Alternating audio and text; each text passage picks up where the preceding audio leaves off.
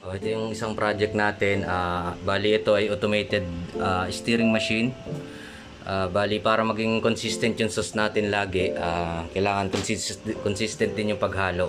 Kaya ito yung bali modified lang to, turbo boiler. Nilagyan natin ng bagong circuits, then microcontrollers. So power on natin.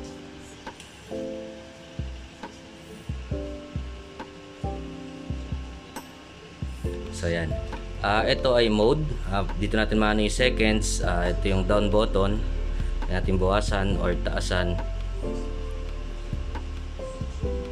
Then buwasan, pwede. Then pag minode naman natin, minute, ma-edit natin minute. So 10 seconds lang pang lang mode.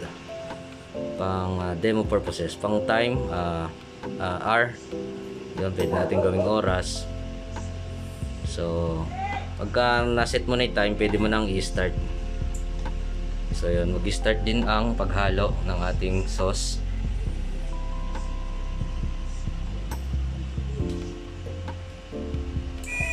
So after niya ay may alarm, and then into yung ating stirrer.